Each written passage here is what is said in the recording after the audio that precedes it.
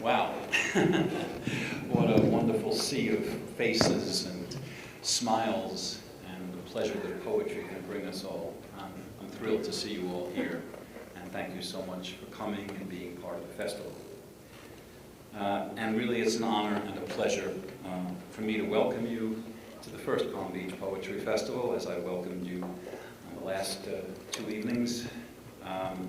Before I introduce Spencer Reece, who will be introducing Sharon Olds and Billy Collins, I have to acknowledge, and would love to acknowledge, several people who have played essential roles in making this festival possible. First, the love of my life, Mary Coon, who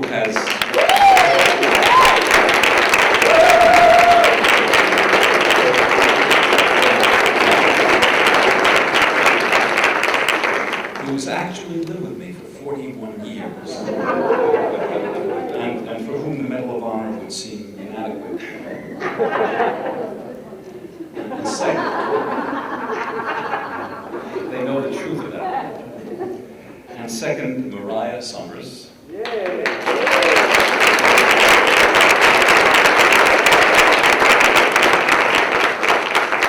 Who waged our public relations campaign, coordinated with our friends from Lynn University and the poets of the Palm Beaches, all the details of who does what when.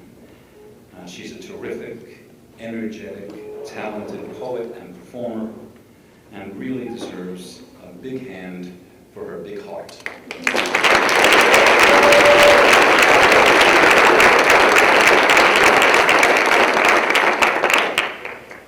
And Jeff Morgan, who is the English department chair here at Lynn University.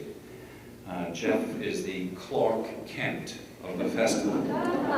He leaps tall obstacles in a single bound, steps into his office, and saves our asses. Give a hand to our Superman, Jeff.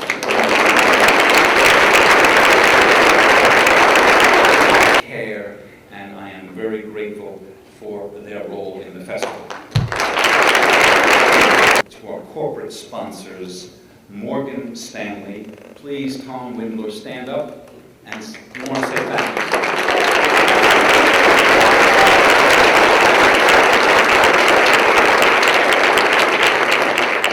And to the Palm Beach Post, our media partner. Who could have a better one?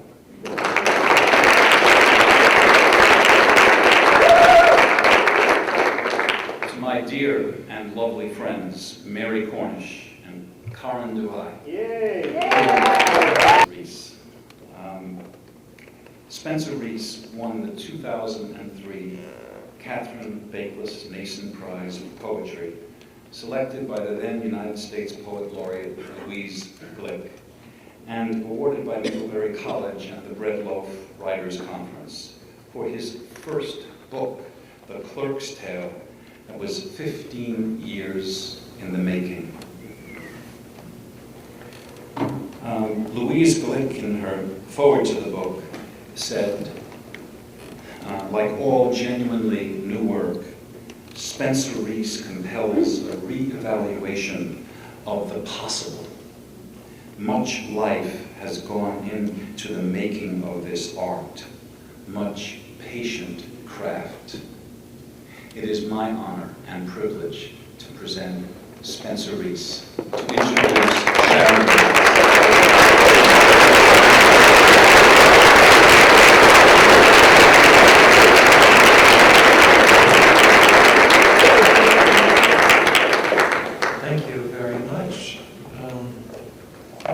It's an honor to be here. I had the day off from work, so I'm happy to be here. And I think Miles Coon really does deserve thanks and gratitude for organizing this event. Look at all these people.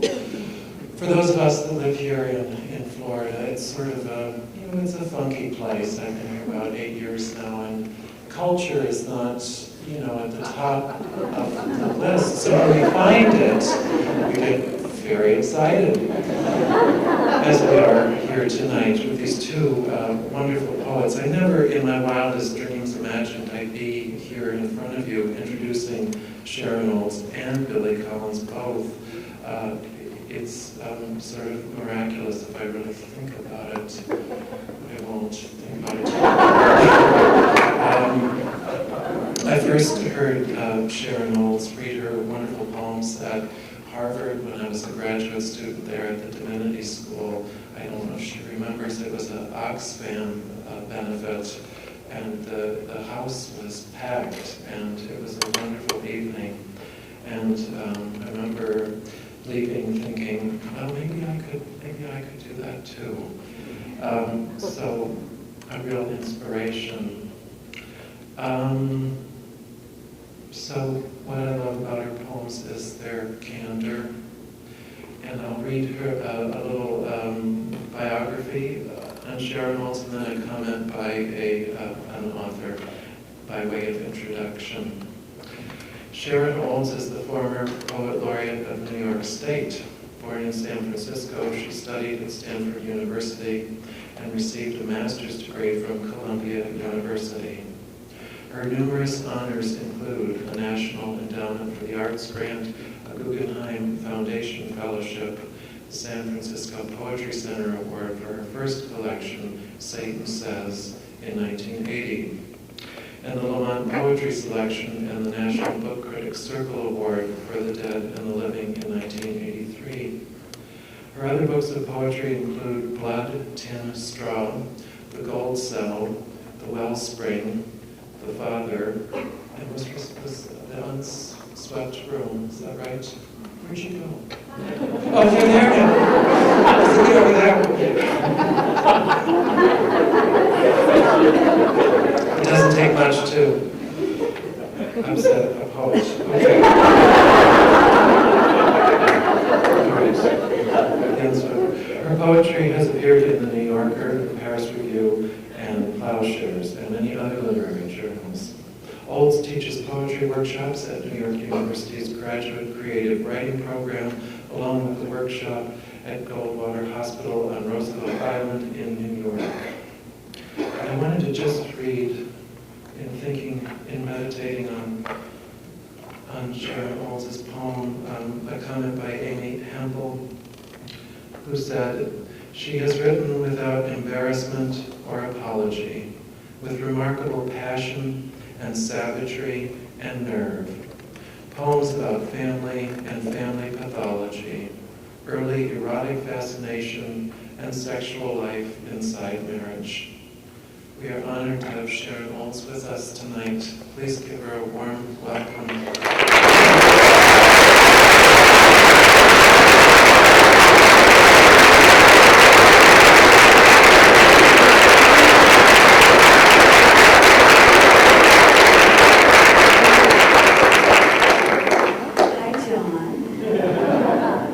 Thank you so much. It's so exciting to meet you, Spencer. I can't think of another poet about whom I've had more conversations recently where people are saying, how could it be so clear and at the same time so mysterious? And we kind of lean against walls, hanging around, and talk about how this is possible. So it's a great pleasure to meet you.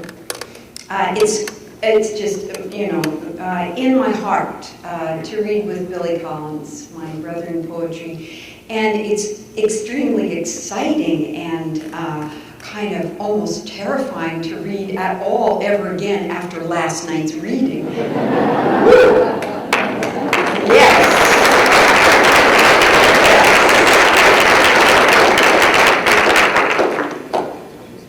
And I want to add to all of our thanks that we've been giving to Miles and my own personal love note, respect and love to Miles and Mimi, and my thanks for my friends. And I'm going to start. I wonder how I'm going to do this too. I don't know, since I hold my stuff right there. Are both these needed? Where? Hi. Down upstairs to your right. I'm just wondering if they could, yeah. Just so I have room for a text.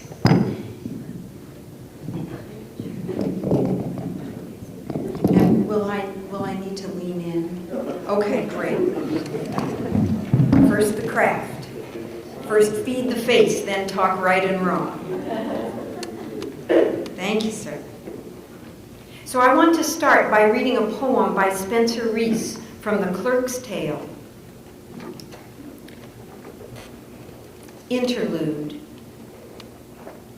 We are two men on a park bench in Palm Beach, oblivious to the two men who start their truck with that boy from the bar inside, dragging him in the dark to the fence, strapping him with a rope to a post in Laramie, Wyoming, where he freezes and dies over 5 days.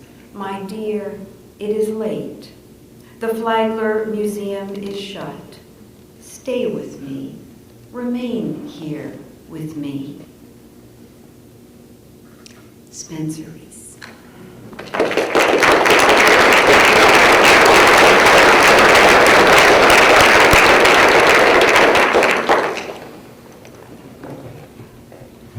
I'll start with 4 poems from this selected poems. And I'll start with a poem which, when I used to read it, I used to look up and check if the ceilings were lightning bolt proof. Since I grew up under a Jehovah who was never in a good mood. I go back to May 1937. I see them standing at the formal gates of their colleges. I see my father strolling out under the ochre sandstone arch, the red tiles glinting like bent plates of blood behind his head. I see my mother with a few light books at her hip, standing at the pillar made of tiny bricks, the wrought iron gate still open behind her, its sword tips aglow in the May air. They are about to graduate. They're about to get married. They're kids. They are dumb. All they know is they are innocent. They would never hurt anybody. I want to go up to them and say, stop, don't do it. She's the wrong woman. He's the wrong man. You are going to do things you cannot imagine you would ever do. You are going to do bad things to children. You are going to suffer in ways you have not heard of. You are going to want to die. I want to go up to them there in the late May sunlight and say it. Her hungry, pretty face turning to me, her pitiful, beautiful, untouched body. His arrogant, handsome face turning to me, his pitiful, beautiful, untouched body. But I don't do it. I want to live. I take them up like the male and female paper dolls and bang them together at the hips, like chips of flint, as if to strike sparks from them. I say, do what you are going to do, and I will tell about it.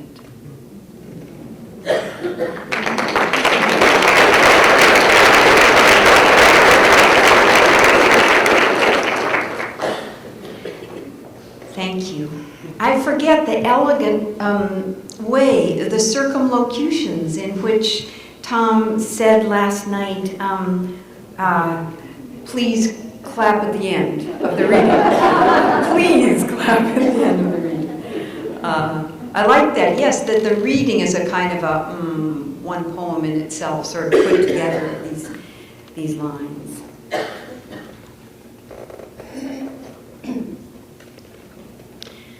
The race.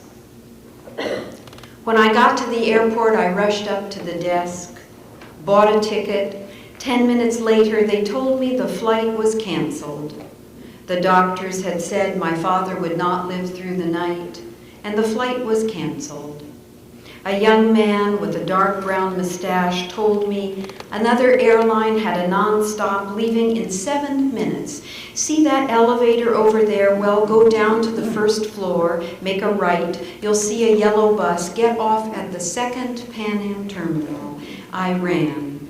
I, who have no sense of direction, raced exactly where he'd told me, a fish slipping upstream deftly against the flow of the river. I jumped off that bus with those bags I had thrown everything into in 5 minutes and ran. The bags wagged me from side to side as if to prove I was under the claims of the material. I ran up to a man with a flower on his breast. I, who always go to the end of the line, I said, "Help me." He looked at my ticket. He said, "Make a left and then a right, go up the moving stairs and then run." I lumbered up the moving stairs. At the top, I saw the corridor, and then I took a deep breath. I said goodbye to my body, goodbye to comfort. I used my legs and heart as if I would gladly use them up for this, to touch him again in this life. I ran, and the bags banged against me, wheeled and coursed in skewed orbits. I have seen pictures of women running, their belongings tied in scarves grasped in their fists. I blessed my long legs he gave me. My strong heart I abandoned to its own purpose. I ran to gate 17 and they were just lifting the thick white lozenge of the door to fit it into the socket of the plane.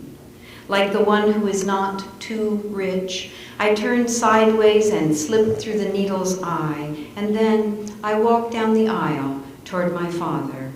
The jet was full, and people's hair was shining. They were smiling. The interior of the plane was filled with a mist of gold endorphin light. I wept as people weep when they enter heaven in massive relief. We lifted up gently from one tip of the continent and did not stop until we sat down lightly on the other edge. I walked into his room and watched his chest rise slowly and sink again. All night, I watched him breathe.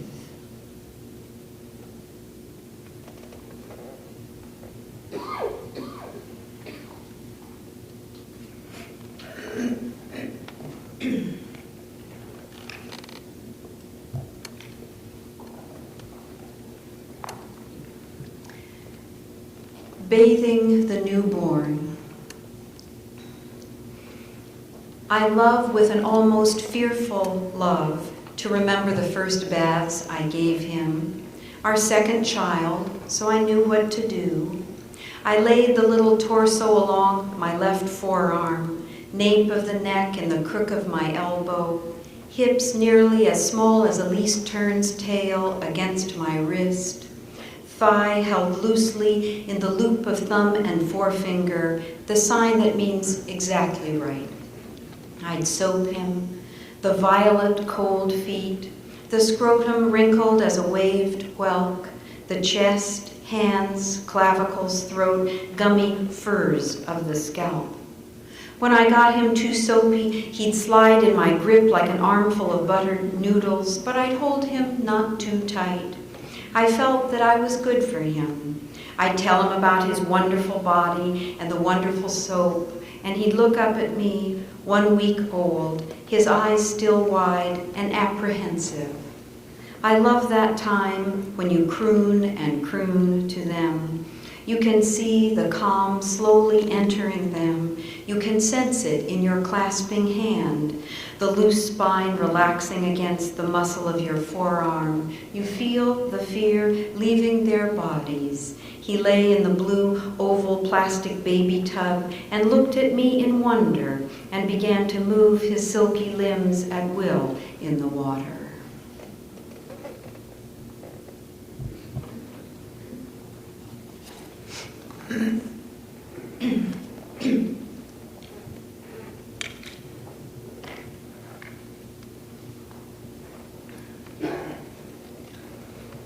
I remember sending out poems to offer to submit to magazines and the notes I would get back explaining.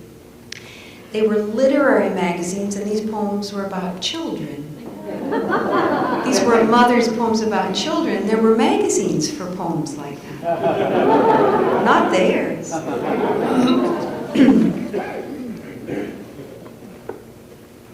Psalm.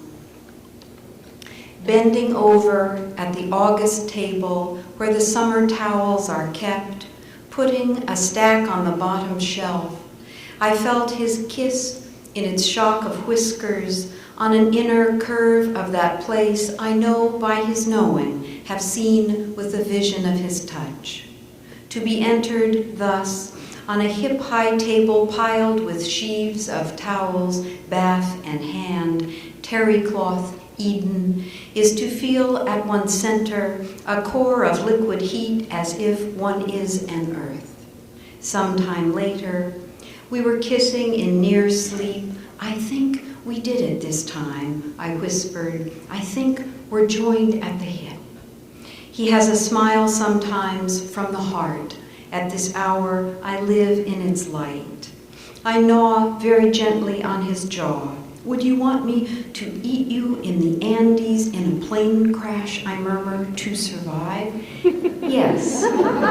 We smile. He asks, would you want me to eat you to survive? I would love it, I cry out.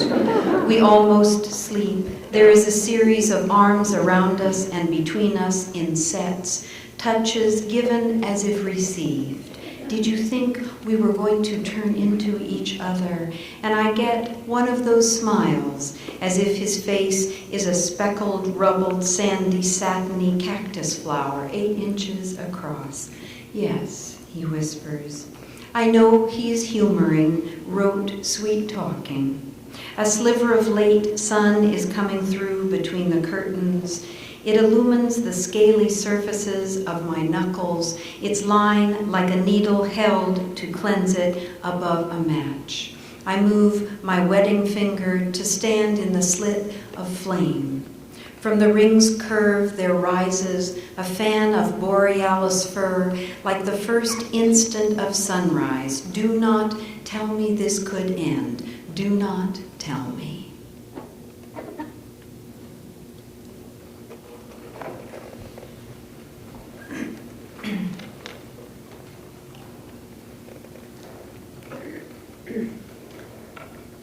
Then I'd like to read some poems not in books yet.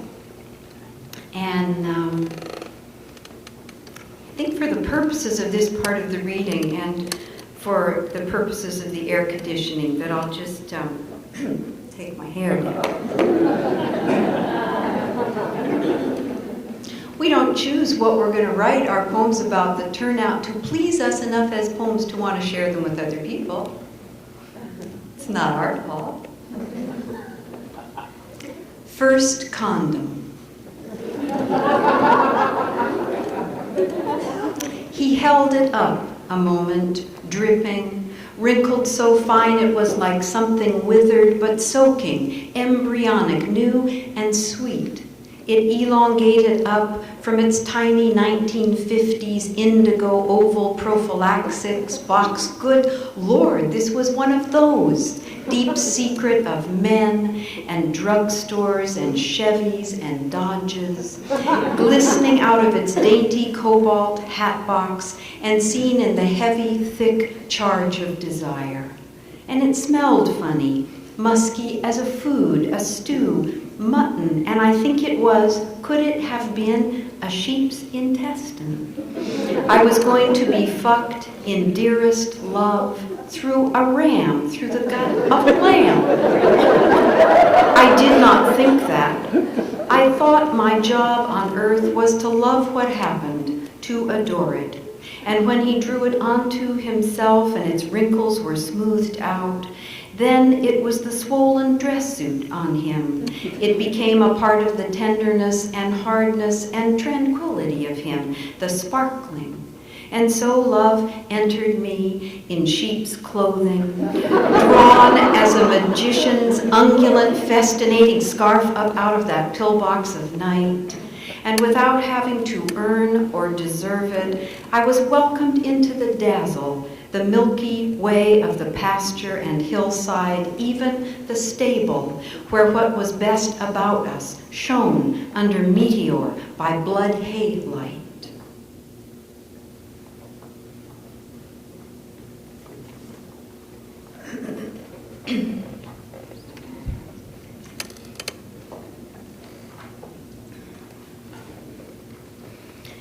I really do believe that if we try to write something that will be that will cross a line, that if that's our purpose, my feeling is the poem won't work as a poem. That a work of art has its standards, and you can't go into it and make something that you'll like well enough to feel it's alive enough to want to, with respect, share. Unless the poem is free to go where it would go. So, with that disclaimer, I guess I will read this one.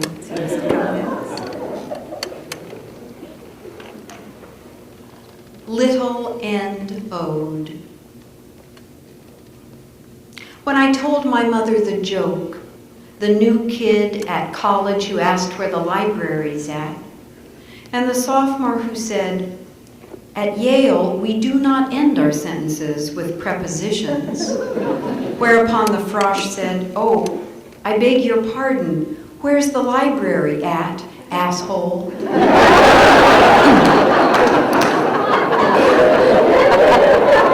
She shrieked with delight. "Asshole," she murmured fondly.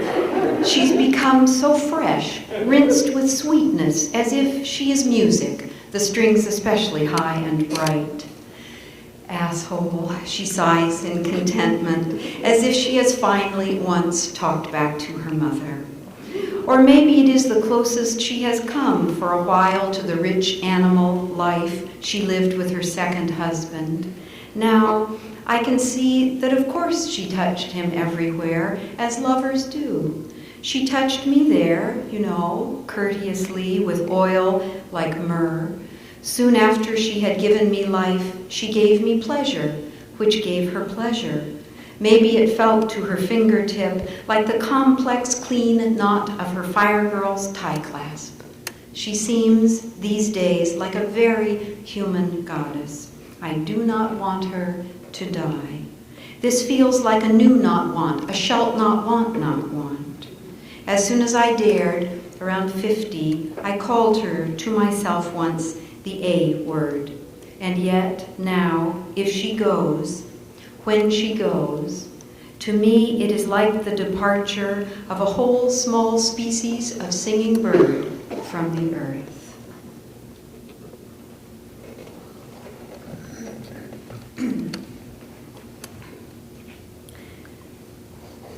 And I like to read this one especially because I'm here. It was written in a group with Miles, and it was written, I would say, I think 2 years ago, not so far away as most of the rest of these were written. And I worked on it a little on the plane, so I will do my best not to stumble with it.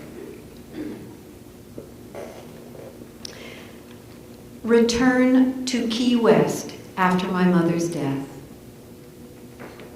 And here it is again, the bosomy sea, striped aqua and golden, like her favorite shirt from 1937, when New York and London had made between them the new voluptuous bolt and named it after themselves, Nylon. And here they are, the Bible fronds, and the magnificent frigate spreading its protractor legs, its breast striking mirror-bright hard like a gong. By the porch, the chartreuse milk nuts of the fibrous palm, and the monkey wasps in warring pairs, and the dyad of fighter jets cutting the air, all here, all present and accounted for, none absent from last year. And I feel I should tell them. And I don't want to tell them that their queen is gone. Not that she oiled their parts, but that they belong to her, the earth, her music box, egg. But of course the chopped sky, the undulant ocean, the fan of coconut feathers are pure indifferent. They are what she is now, my mother, air, water, earth, fire.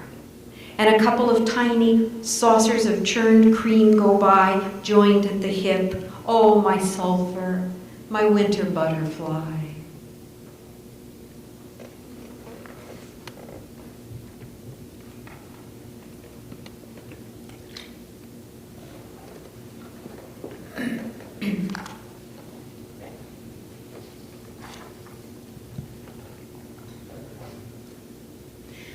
Last look.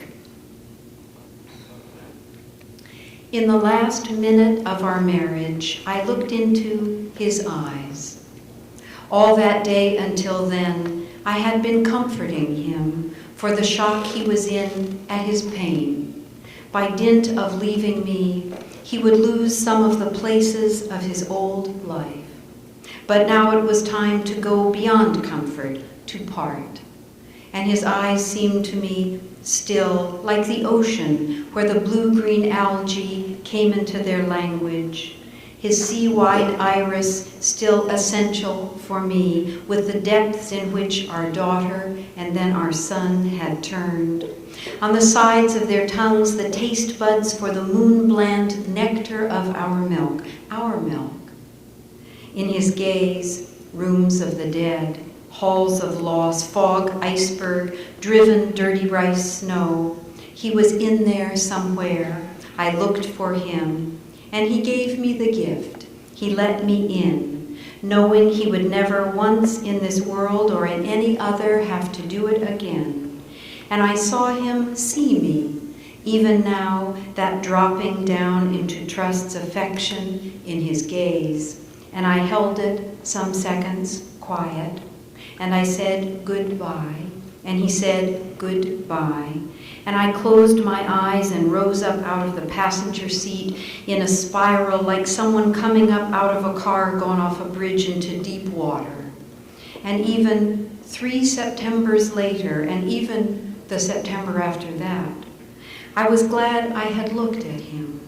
And when I told a friend how glad I'd been, she said, maybe it's like with the families of the dead, even the families of those who died in the towers, that sacred desire to see the body, no longer inhabited by what made them the one we loved, that somehow it would help to say goodbye to the actual.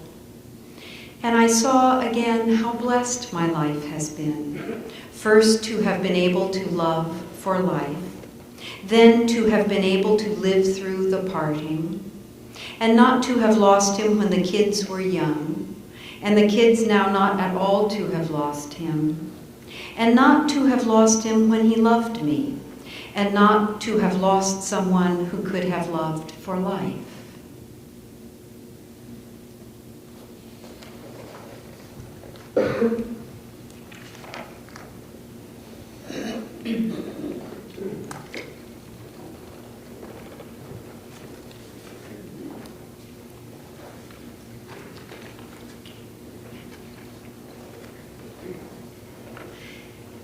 Animal crackers. I liked to bite the hindquarters off the hippopotamuses and the humps off the camels. I loved tails and ears like those of the hollow chocolate rabbit who appeared in my house when Jesus rose. The indented spots on the leopard sent me the deep engravings in the zebra's side.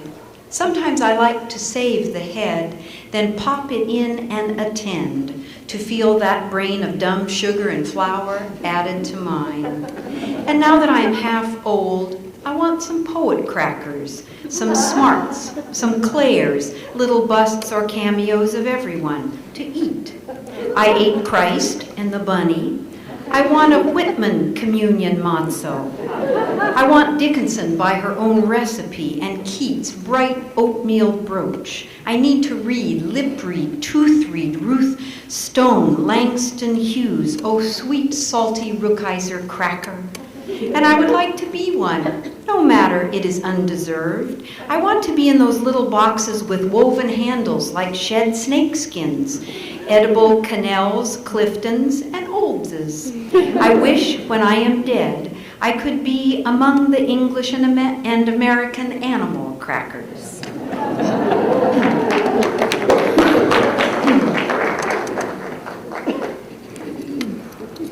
I'm about to read a Calvinist poem, so I think that the strip should continue.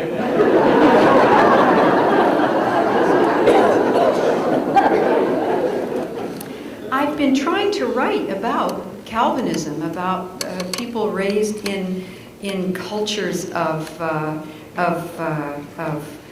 hell and corporal punishment and the elect and all of that. So here's a try. It has 2 epigraphs.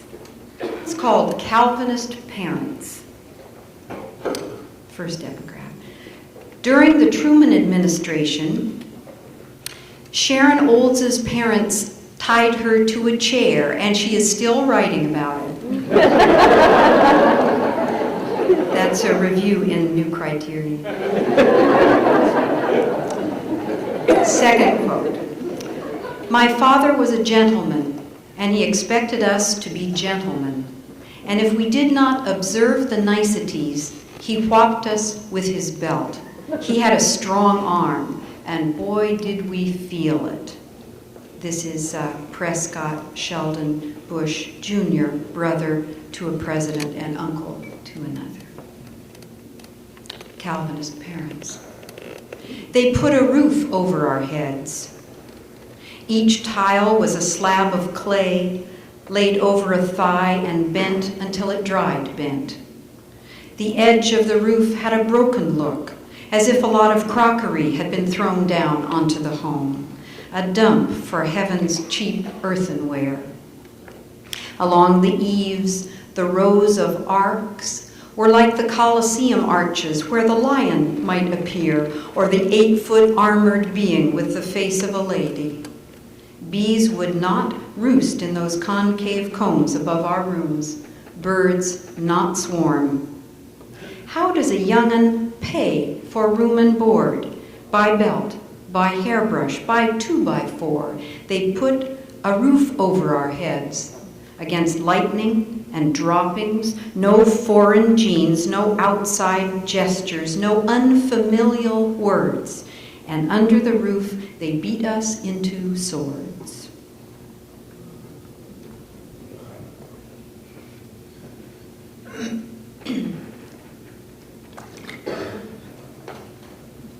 I'll read 2 more poems.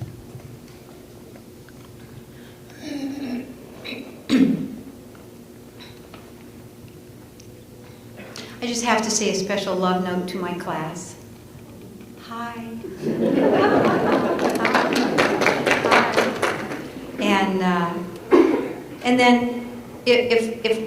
And then I can't shake your hand because I have a little cold and fever, so when I don't shake your hand, it's because of that. All right. The little health announcement every poetry reading should have. So one of the things I've learned by traveling and reading, especially staying in amazing hotels, especially hotels that have all mirrors for the walls and floor and ceiling. I've just learned a lot about myself, and this poem came out of some of that education. Self-portrait, rear view. At first, I do not believe it in the hotel triple mirror that is my body in back, below the waist and above the legs, the thing that doesn't stop moving when I stop moving. And it doesn't look like just one thing, or even one big double thing. Even the word saddlebags has a smooth calfskin feel to it, compared to this compendium of net string bags shaking their booty of cellulite fruits and nuts. Some lumps look like bonbons translated intact from chocolate box to buttocks, the curl on top showing slightly through my skin. Once I see what I can do with this, I do it, high-stepping to make the rapids of my bottom rush in ripples like a world wonder. Slowly, I believe what I am seeing. A 54-year-old rear end, once a tight end, high and mighty, almost a chicken butt, now exhausted, as if tragic. But this is not an invasion. My cul-de-sac is not being used to hatch alien cells, ball peens, gyroscopes, sacks of marbles. It's my hoard of treasure, my good luck not to be dead yet. Though when I toss the mane of my ass again and see in a clutch of eggs, each egg on its own as if shellless, shudder, I wonder if anyone has ever died looking in a mirror of horror. I think I will not even catch a cold from it. I will go to school to it, to butt boot camp, to the video store where I saw in the window my hero, my workout jelly role model, my apotheosis, Killer Buns.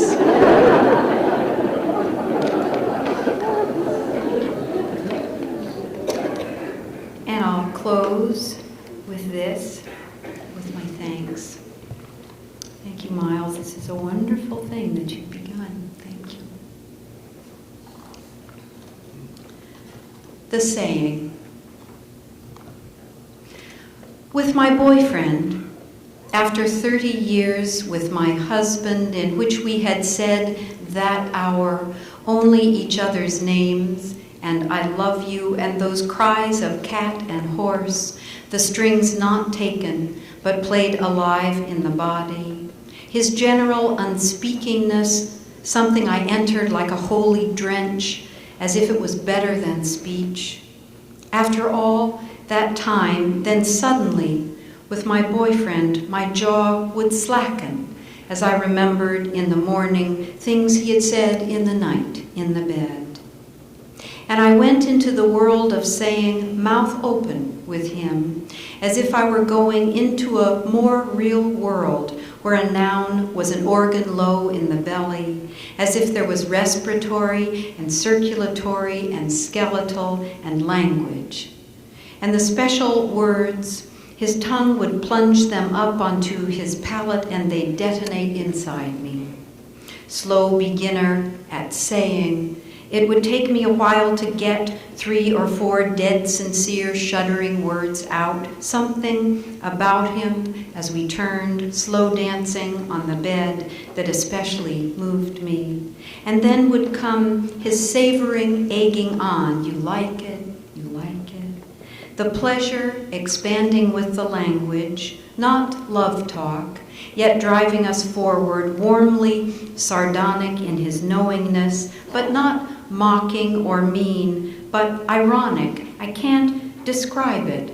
More savvy than tenderness, as if showing you know is the vital thing, saying it the most exciting thing, as if the worst thing would be for the life force not to know you know it knows you want it to push you. Hand over fist, we were going down that path together, like children in the power of a God or in the power of punishing parents. You like it, you like it. And after a while, I could not help knowing love was not there. And if you're touched deep, that deep touch, and love is not there, something might die. Goodbye, bright falls of talk. Sweet dazzle over rocks, salt fury of pounding water. Goodbye, closed chamber of the heart. I like it to suffer desire, although it is the daughter and mother of loss. Between love and language, I choose love and language.